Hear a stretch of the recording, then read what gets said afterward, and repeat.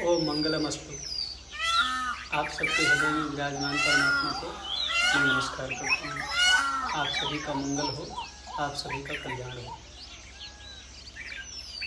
आज बहुत ही गंभीर विषय पर चर्चा निवेदन करना है। आप जब भी देखते हैं, या तो आपके जीवन में ऐसा होता है कि आप लोगों को देखते हैं, अथवा ऐसा होता है आप सोचते हैं लोग आपको देखें। आप लोगों को देखते हैं तब भी गुण दोष को ही देखते हैं, है ना।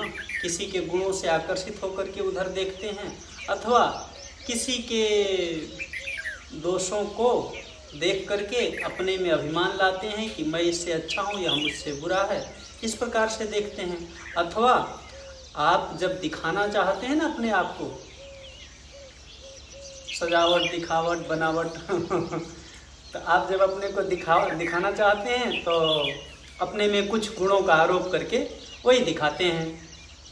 मैं ऐसा हूँ, मेरे पास इतना धन है, इतना पद है, ऐसा चेहरा, ऐसा शरीर, ऐसी योग्यता, इतना बल, इस क्षेत्र में ये, इस प्रकार से प्रदर्शन करते हैं। पर क्या कभी आपने अपने आप को देखने का प्रयास किया? शायद नहीं किया होगा। बहुत कम लोग हैं, ना के बराबर हैं ऐसे लोग जो प्रतिदिन प्रतिक्षण अपने आप को देखते हैं। तो आज इसी विषय पर चर्चा निवेदन करना है आप सबकी सेवा में। वो विषय है आत्मनिरीक्षण, है ना। आत्म धन नि धन ईक्षण। आत्म शब्द का अर्थ है स्वयं, अपना, है ना, अपने आप को। और नी का अर्थ होता है इसमें गहराई से या भीतर से या ध्यान पूर्वक, मतलब भीतर से गहराई से ध्यान पूर्वक, है ना। और ईक्षण शब्द का अर्थ होता है देखना।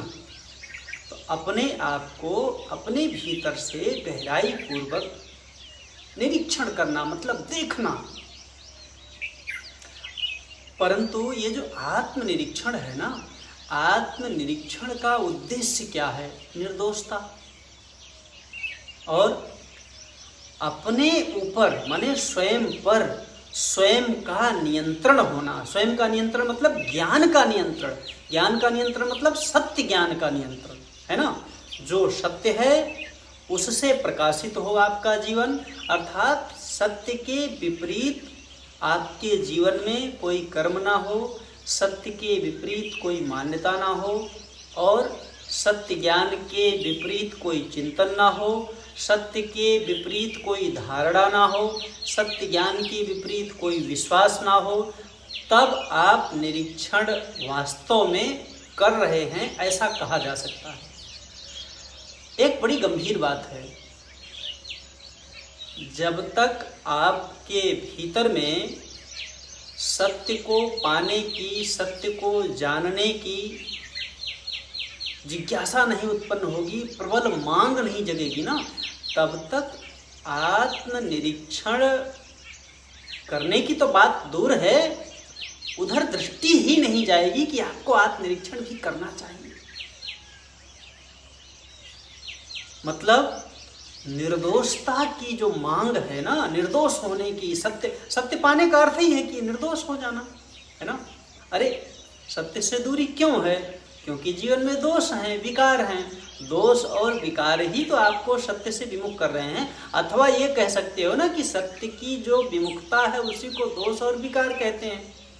वो चाहे क्रोध के रूप में हो, चाहे काम के रूप में हो, चाहे लोभ के रूप में हो, मोह के रूप में हो, मद के रूप में हो, मत्सर के रूप में हो, राग के रूप में हो, द्वेष के रूप में हो, ईर्ष्या के रूप में हो, अनेकानेक, असूया के रूप में हो, निंदा के रूप में हो, स्तुति के रूप में हो, अनेकानेक उसके तो फिर रूप हैं, बहुत प्रकार है उसका, तो वर्णन करते जाइए, पूरी किताब बन जाएगी वो तो आत्मनिरीक्षण, अपने पर अपना नेतृत्व करना, मतलब अपने दोषों को जानना है और जान करके उनको त्यागना है, और अपने में निर्दोषता की दृढ़ स्थापना करनी है। अर्थात निर्दोष होने के लिए जिस प्रयत्न और साधना की आवश्यकता है जीवन में, उसे आत्मनिरीक्षण कहते हैं। अब आत्मनिरीक्षण के अनेक स्तर हैं। ये सब बातें इसलिए निवेदन कर रहा हूँ कि शायद आपको भी लाभ मिल जाए जो मुझे लाभ मिला है ना। मैंने जो लाभ उठाया है ना, वो लाभ शायद आपको भी मिल जाए, इसलिए उस आत्मनिरीक्षण की बात निवेदन करना है। अब देखो, अपने को देखने का मतलब क्या है? अपने कर्तव्य और अकर्तव्य के बीच में विभाजन करना, मतलब कर्तव्य को भी जानना, अकर्तव्य को भी जानना, और फिर निर्णय करना कि आज से अकर्तव्य पर, मतलब अकर्तव्य में प्रवृत्त नहीं होंगे, जो नहीं करना चाहिए उसको नहीं करेंगे, और जो करना चाहिए उसको जमा नहीं रखेंगे। प्रत्येक वर्तमान के कार्य को वर्तमान में ही समाप्त कर डालेंगे। आलस्य और प्रमाद नहीं करेंगे। आलस्य और प्रमाद भी अकर्तव्य है ना। तो श्रम संयम, यानी श्रमी होंगे, संयमी होंगे, सदाचारी होंगे। ये आपको कब पता चलेगा? जब आप आत्मनिरीक्षण करेंगे। और देखो, आत्मनिरीक्षण करने के लिए आपको अलग से किसी गुरु की जरूरत नहीं है। आप जब चाहो तब आप आत्मनिरीक्षण में प्रवृत्त हो सकते हो, आत्मनिरीक्षण कर सकते हो, अपने पर अपना नेतृत्व कर सकते हो, अपने आप को निर्दोष बना सकते हो। पर कब? जब आपके भीतर में निर्दोष होने की मांग होगी, स्वतंत्र होने की आवश्यकता जगेगी, है ना, और सर्वज्ञ होने की, सब कुछ जानने की, परमात्मा को पाने की, ईश्वर को पाने की प्यास जगेगी, लालसा जगेगी, भीतर में मांग जगेगी उसकी कि मुझे तो अब सत्य ही चाहिए, भगवान ही चाहिए, अपने आत्मस्वरूप का बोध ही करना है, अब व्यर्थ में विषयों में समय नहीं गंवाना है। तब आपके भीतर आत्मनिरीक्षण करने की योग्यता आएगी। और योग्यता क्या? आत्मनिरीक्षण स्वतः होने लगेगा यार, है ना। सच तो ये भी बात है, आप लोगों को कह दे रहा हूँ, आत्मनिरीक्षण करना नहीं पड़ता, तो होता है, लेकिन क्योंकि अभी जब तक प्यास नहीं जगी है सत्य की, ईश्वर के प्रति लालसा नहीं जग रही है, उसकी हुक नहीं उठ रही है भीतर से, मेरा प्रियतम कहाँ है, मेरा भगवान कहाँ है, मेरा ईश्वर कौन है, हाँ, मेरे साथ कौन रहेगा हमेशा, मैं कहाँ रहूँगा, शरीर नहीं रहेगा तब कहाँ रहूँगा। इन सब बातों पर जब विचार होता है ना, चिंतन मंथन होता है, जागरूकता आती है जब जीवन में, तब स्वतः ही आत्मनिरीक्षण होने लगता है कि मेरे भीतर क्या क्या कमी है। और देखो, ये जो दोष देखने की शक्ति मिली है ना, ये दोष देखने की शक्ति निरर्थक नहीं मिली ही, यूं ही नहीं मिली है, और दूसरों का दोष देखने के लिए बिल्कुल भी नहीं मिला है। आप लोग जब भी देखते हो दूसरों को, या तो किसी के गुणों की तरफ आकर्षित हो जाते हो और सोचते हो ऐसा हमें मिलना चाहिए, उधर लालच होकर के फिर उसका चिंतन करते रहते हो, अथवा आप किसी के दोषों को देख करके अपने में अभिमान करके उसका सुख भोगते रहते हो। ये गलत तरीका है ना। इसलिए दोष देखने की जो सामर्थ्य मिली है ना, उस सामर्थ्य का उपयोग है अपने दोषों को देखना। क्या करना है? शांत बैठ जाइए, कुछ नहीं करना है आपको अलग से। मतलब जैसे मान लीजिए कोई काम आप कर रहे हैं, वो काम खत्म हो गया और अब आप 2 मिनट के लिए समय मिला, शांत हो जाइए। अपने आप, आपके बिना कहें बिना चाहें, आपके भूतकाल का सब कुछ आपके दृश्य पटल पर आने लग जाएगा। मतलब आपने क्या क्या किया है, क्या करना चाहते हैं, क्या कर चुके हैं, क्या करना बाकी है, इन दोनों ही बातों की स्मृति, मेमोरी, याददाश्त अपने आप आने लग जाएगी कि तुम ये कर चुके हो, तुम्हें ये करना है। अब वो जो कर चुके हो ना, उस पर विचार करो। सत्य ज्ञान के प्रकाश से प्रकाशित बुद्धि के द्वारा विचार करो कि ये जो मैं कर चुका हूँ, क्या ये सही था? क्या इसमें किसी निर्बल को सताया गया या किसी निर्बल की सहायता की गई? परिवार पर हमने शासन किया अथवा परिवार की सेवा किया? शरीर का हमने भोगों में उपयोग किया अथवा शरीर का उपयोग हमने सेवा किया? जो भी कार्य आपने किया है, यदि आपने शरीर का उपयोग भोगों में किया तो दोस्त, मानो या मत मानो, रोगी जरूर बन जाओगे, है ना। और रोग फिर शोक में बदलता है, ये आपको भी पता है, सबको पता है ना। इसलिए शरीर को भोगों में उपयोग मत करो। हाँ, भोगों को जानने के लिए भोगों में प्रवृत्त हो सकते हो, ये साधना बन सकती है। मतलब किसी भोग का आकर्षण है तो उसको मान लो विचार से आप नहीं मिटा पा रहे हैं, नहीं त्याग पा रहे हैं उसकी आसक्ति, तो ठीक है, संयम पूर्वक उस भोग को प्राप्त करके उस भोग को जान लो, प्रयोग करके उसका कि इसमें कितना सुख है, कितनी पराधीनता है, कितनी असमर्थता है, कितनी जड़ता है, हाँ, कैसी कैसी शक्तिहीनता है, इसका परिणाम क्या है उसको जान लो, जान करके फिर छोड़ दो। पर उसी में अगर हमेशा चिपके ही रहोगे तो रोगी जरूर बन जाओगे। तो आपको अपने भूतकाल के किए हुए कार्यों को जानना है, सही किया या गलत किया, है ना। और अगर गलत किया है तो वहीं तुरंत तत्काल निर्णय करो कि आज के बाद अब मैं पुनः इस बुराई को, इस दोष को, इस विकार को अपने जीवन में नहीं दोहराऊंगा, नहीं दोहराऊंगा, नहीं दोहराऊंगा, है ना। प्रतिज्ञा करो। और एक बात देखो, ये आपने अनुभव किया होगा और ना किया हो तो फिर बैठ करके अनुभव करो। जब आप ना चाहते हुए भी आप नहीं चाहते हैं, भीतर से कई बार निर्णय भी कर चुके हैं कि ये मुझे नहीं चाहिए, इससे बड़ा दुख मिलता है, बड़ी समस्या होती है ना, पराधीनता आती है, जड़ता आती है, जीवन में बड़ा भारी संघर्ष आता है, इसलिए अब ये भोग नहीं चाहिए। लेकिन जब वो समय आता है ना तो आप उसमें बह जाते हो। जानते हो ऐसा क्यों होता है? ऐसा इसलिए होता है कि आप अपने अनुभव का आदर नहीं करते हैं, आप अपने अनुभव में निष्ठा नहीं रखते हैं, आप अपने अनुभव के प्रति वैसे सजग नहीं हैं जैसा सजग आपको होना चाहिए। नहीं तो भैया, जैसे आपको पता है ना कि जहर आपको मारता है, तो जहर आपको मारता है तो जहर कभी खाओगे? नहीं, कभी नहीं खाओगे, कोई नहीं खाएगा यार। जैसे आप जानते हो कि आग के संपर्क में जाओगे तो जलाएगी, तो आप जाते हो कभी? कभी नहीं जाते हो, कभी नहीं स्पर्श करते हो उसका, हाँ, उसका उपयोग करते हो।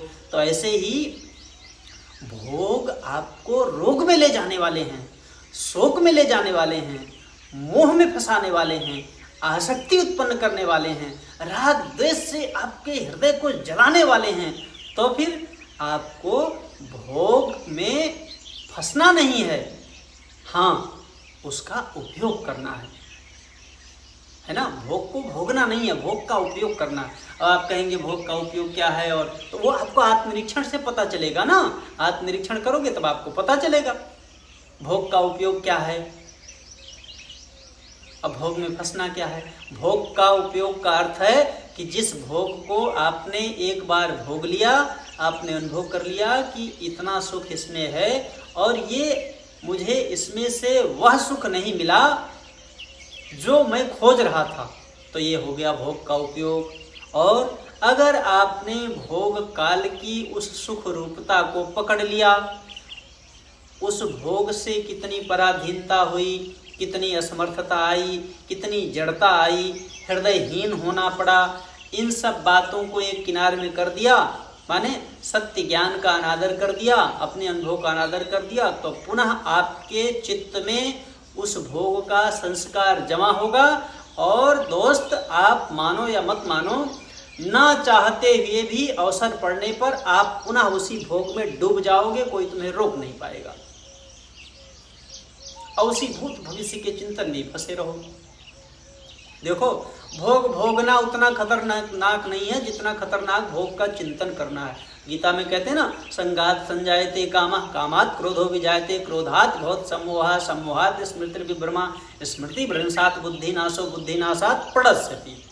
मतलब संग से वासना उत्पन्न होती है, संगात संजायते कामः, हाँ, संग से कामना, मतलब संग का मतलब क्या है? वही संस्कार जो भूत भविष्य का चिंतन हो रहा है ना। भूतकाल में भोग खूब भोगा था, खूब मजा आया था, अब मान लो उसका चिंतन आया, अब जैसे ही आप उसके चिंतन का संग करेंगे तो आपके भीतर वही जो भोग भोगा था ना उसकी कामना बन जाएगी। मतलब अब ये पुनः चाहिए, फिर हो गया संगात संजायते कामा। अगर पूरा हो गया तो लोभ आएगा, पूरा नहीं हुआ तो क्रोध आएगा, और क्रोध आएगा तो विस्मृति का दोष आएगा। कौन सी विस्मृति? कर्तव्य की विस्मृति, क्या करना है ये भूल जाओगे, मैं कौन हूँ ये भूल जाओगे, मेरा लक्ष्य क्या है ये भूल जाओगे। और ये तीन विस्मृति होते ही बुद्धि का नाश उसी को कहा गया है। और बुद्धि नाशात् प्रणश्यति, माने पतन हो जाएगा। अब पतन तो चाहते नहीं, चाहते हैं उत्थान, तो क्या करें? आत्मनिरीक्षण करें, है ना। आत्मनिरीक्षण वह चाबी है जो आपके विकास के सारे दरवाजों के सभी तालों को खोल सकती है। पर जब आप सजग होंगे तब, केवल बातों से नहीं हो। देखो कैसे पता चलेगा कि आत्मनिरीक्षण वास्तविक दिशा में है कि नहीं। आत्मनिरीक्षण यदि सही दिशा में हो गया है ना, तो आप निर्दोष हो जाओगे, क्योंकि आत्मनिरीक्षण का वास्तविक उद्देश्य ही है निर्दोषता। और निर्दोषता के लिए अपने पर अपना नेतृत्व करना पड़ेगा। जैसे आप बच्चों पर नेतृत्व करते हो, आप अपने से निर्बलों पर नेतृत्व करने की चाहते हो, आप जहाँ रहते हो जिस पर आप चाहते हो उस पर शासन करने की सोचते हो, और जहाँ मौका मिलता है जहाँ कर पाते हो उस पर शासन करते भी हो, है ना। लेकिन आप अपने पर शासन नहीं करते, आप अपने पर स्वयं पर नेतृत्व नहीं करते। जो व्यक्ति स्वयं का नेतृत्व नहीं कर सकता, जो व्यक्ति स्वयं पर शासन नहीं करता, वो हमेशा पराधीन रहता है, पराधीन रहता है, पराधीन रहता है। वो ऊपर से बाहर से देखने भले ही चाहे जैसा उसका परिस्थिति लगे उसको, परंतु भीतर भीतर वो कुढ़ता रहता है, जलता रहता है, भीतर से उसे बेचैनी। तो आत्मनिरीक्षण आपको करना है, कर्तव्य अकर्तव्य का निरीक्षण करना है, और अपनी मान्यताओं का भी आपको निरीक्षण करना है। आप जो कुछ मानते हैं वो सही है कि नहीं, इसको अनुभव पूर्वक जीवन के अनुभव से प्रयोग करके उसको निरीक्षण करो, परीक्षण करो। अगर सही ना हो तो छोड़ दो, क्योंकि किसी भी मान्यता को सदा के लिए पकड़े रहना कोई बुद्धिमत्ता नहीं है। आप पतन की ही ओर जाएंगे इससे।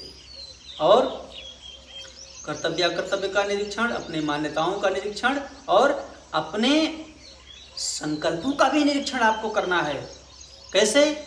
आपके जीवन में सत्संकल्प अर्थात सर्वहितकारी संकल्प होता है, अथवा अपने सुख भोग के लिए, स्वार्थ के लिए संकल्प आप रखते हैं। अगर आप अपने स्वार्थ के लिए संकल्प रखते हैं दोस्त, तो फिर वही भोग मोह इत्यादि में फंसोगे और रोग शोक इत्यादि परिणाम होगा उसका। और जैसा आज जीवन अशांत है वैसे आगे भी अशांत रहेगा। वो तो चक्र चलता रहेगा, उसकी तो कोई बातें नहीं है, वो सब तो आप जानते ही हैं, है ना। तो अपने संकल्पों का भी निरीक्षण करना है। ऐसा कोई संकल्प जीवन में उत्पन्न ही नहीं होने देना है जिससे शरीर की, मन की, बुद्धि की, हाँ, और परिवार की, समाज की, पड़ोसी की, गांव की, किसी की भी हानि होती हो। ऐसे किसी संकल्प को उत्पन्न ही नहीं देना है। और सबसे बड़ी बात, आत्मनिरीक्षण के लिए आपका सर्वप्रथम कर्तव्य है कि आप अगर किसी को बुरा समझते हैं, माने अपनी बुद्धि का निरीक्षण करें। बुद्धि का निरीक्षण क्या है? माने इसको अगर समरी करके, संक्षिप्त करके इसको अगर बोलूं ना, तो आपके पास इंद्रियां हैं, मन है, बुद्धि है ना। 3 स्तर है कर्म के लिए। बुद्धि से आप किसी को बुरा न समझें, एक बात। मन से आप किसी का बुरा ना चाहें, 2 बात। इंद्रियों से, माने शरीर से, इंद्रियों से किसी के साथ बुराई न करें। ये आत्मनिरीक्षण के लिए यह एकदम अनिवार्य तथ्य है और अनुभव सिद्ध सत्य भी है ये। अगर आप किसी को बुरा समझते हैं दोस्त, तो आपके जीवन में वैर भाव अवश्य उत्पन्न होगा, शत्रुता अवश्य आएगी, और शत्रुता फिर हृदय को जलाएगी, राग द्वेष इत्यादि अनेकानेक विकारों में आपको आबद्ध करेगी। अगर आप किसी का बुरा चाहते हैं, तो उसका बुरा आपके चाहने से होगा या नहीं होगा ये तो पीछे बात पता चलेगी, लेकिन आपका बुरा अवश्य हो जाएगा। आप सच मानो, आपके भीतर में जैसे ही किसी के प्रति बुरी भावना उत्पन्न होती है ना, तुरंत आपके भीतर में जो एक हार्मोन है ना, वो बढ़ जाता है, कार्टिसोल।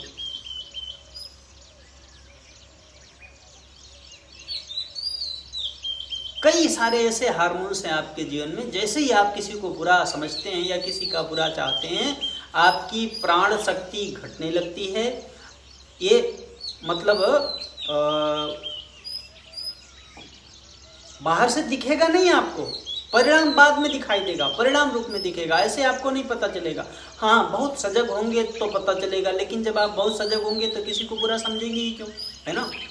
तो जैसे ही आप किसी को बुरा समझते हैं या किसी का बुरा चाहते हैं, तुरंत आपकी प्राण शक्ति घटने लगती है, आपका प्राण चंचल होता है, आपका मन स्थिर नहीं रह जाता है, और फिर आपके भीतर अनेकानेक विकार जन्म ले लेते हैं, और वह विकार आपको अशांत कर देते हैं, दुखी कर देते हैं, और आपका वर्तमान नीरसता, जड़ता, पराधीनता, असमर्थता, शोक, मोह, रोग इत्यादि अनेकानेक विकारों में आबद्ध हो जाता है।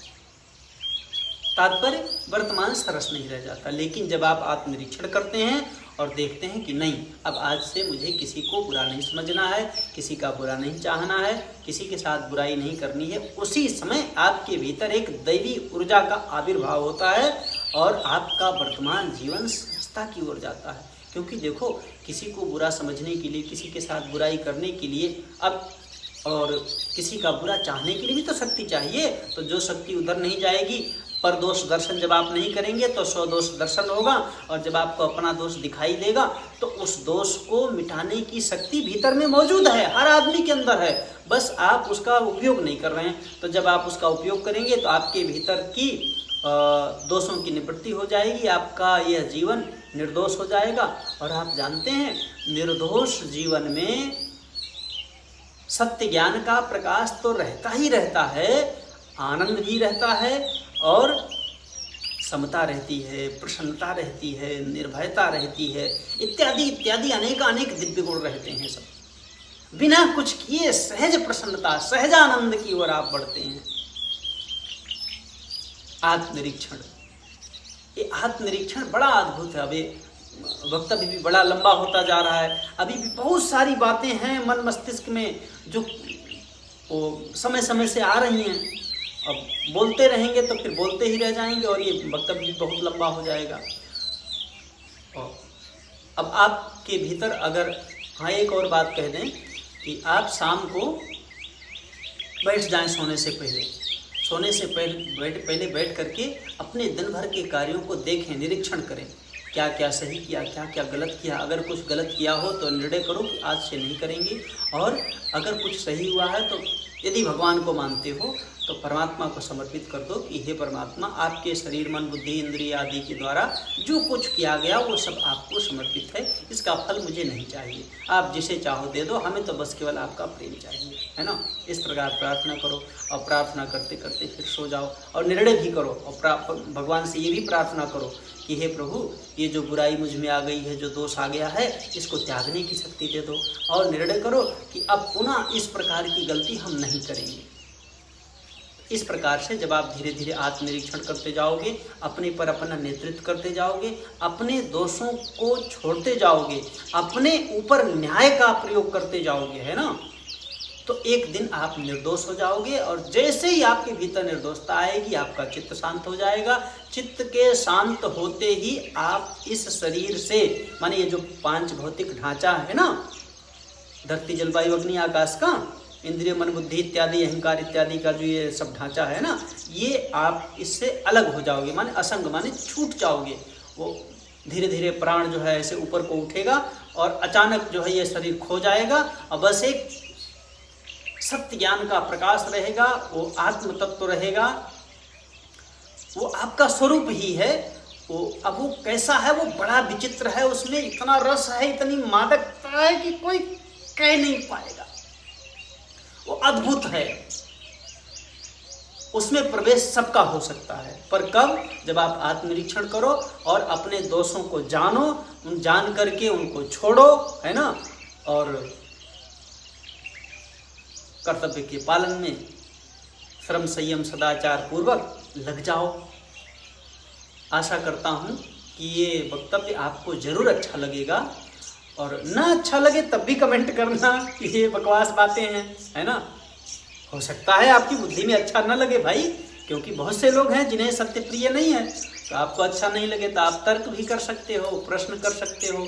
आपके मन में कोई प्रश्न उत्पन्न होता हो इस वक्तव्य से संबंधित, तो आप प्रश्न भी कर सकते हो। और प्रयास किया जाएगा कि आपके प्रश्न का यथोचित उत्तर दिया जाएगा। और यदि आपको ये अच्छा लगा हो तो अपने मित्रों से भी साझा कर दें, अपने परिवारजनों को भी सुनने के लिए प्रेरित करें। शायद इसको सुन करके किसी के मन में कोई ऐसी धारणा बन जाए, सत्य का प्रकाश हो जाए, जिससे उनका कल्याण हो जाए, उनको लाभ हो जाए, सही दिशा मिल जाए किसी को, है ना। और आप चाहो तो इस चैनल से भी आप जुड़ सकते हो। और इसी के साथ सर्वसमर्थ भगवान से मैं प्रार्थना करता हूँ आप सबका जीवन शांति, सद्भाव और अनंत आनंद से, दुख रहित अनंत आनंद से परिपूर्ण हो जाए। आप आत्मनिरीक्षण कर लें, आप अपने को दोषों को जान लें, भगवान आपको उनको मिटाने की शक्ति दे दें और आपका जीवन निर्दोषता, समता, मुदिता, प्रसन्नता, निर्भयता आदि आदि दिव्य गुणों से, स्वाधीनता, प्रियता इत्यादि इत्यादि जितने भी दिव्य गुण हैं सब आपके जीवन में अभिव्यक्त हो जाए। आपका यह मानव जीवन सफल और सार्थक हो जाए। इसी सद्भावना के साथ आप सबके हृदय में विराजमान अपने प्रियतम परमात्मा को मैं नमस्कार करता हूँ। हरि ओम तत्सत, हरि ओम तत्सत, हरि ओम तत्सत। ओम मंगलमस्तु।